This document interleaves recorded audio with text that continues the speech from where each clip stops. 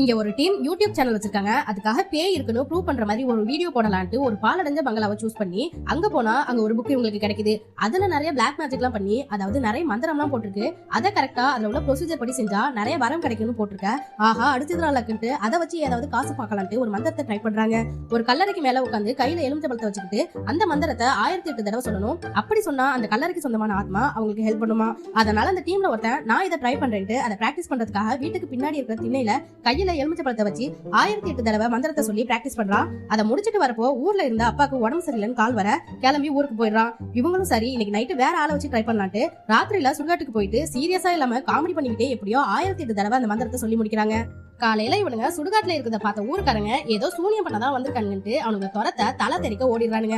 மறுநாள் நைட்டு எல்லாரும் தூங்கிட்டு இருக்க ஒருத்த மட்டும் வேலைக்கு போயிட்டு ரூமுக்கு வந்து பார்த்தா எல்லா பொருளும் கண்ணா பின்னாலும் கலைஞ்சு கிடக்கு.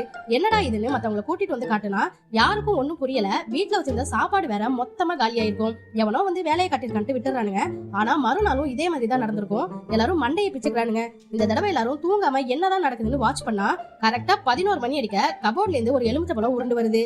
அப்பதான் தெரியுது அது மந்திரம் பிராக்டிஸ் பண்ணனால அவன் அன்னைக்கு வச்சிருந்த எலுமிச்சம்பழம். ஆக்சுவலா அவன் உட்கார்ந்த இந்த இடத்துக்கு கீழே பல வருஷத்துக்கு முன்னாடி செத்து போன ஒருத்தனோட பாடி இருக்கும். அந்த ஆன்மா தான் இப்ப அந்த எலுமிச்சம்பழத்துக்குள்ள வந்திருக்கும். இப்ப அந்த எலுமிச்சம்பழம் நேரா உருண்டு வந்து ஒருத்தனோட சட்டையில உட்கார அந்த சட்டையோட சொந்தக்கார உடம்புல தான் அந்த பேய் பூந்து சாப்பாடெல்லாம் காலி பண்ணுது.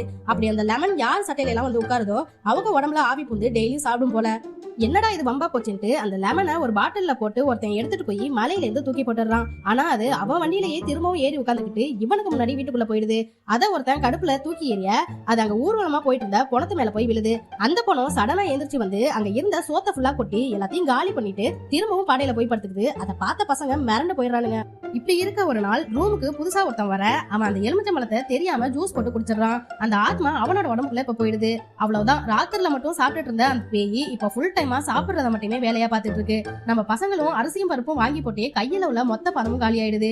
இதுக்கு மேலேயும் முடியாதுன்னு அந்த ஆத்மா கிட்டேயே போய் நீ யாரு என்னன்னு கேட்க அதுவும் ஒரு பிளாஷ்பேக் கதையை சொல்லுது.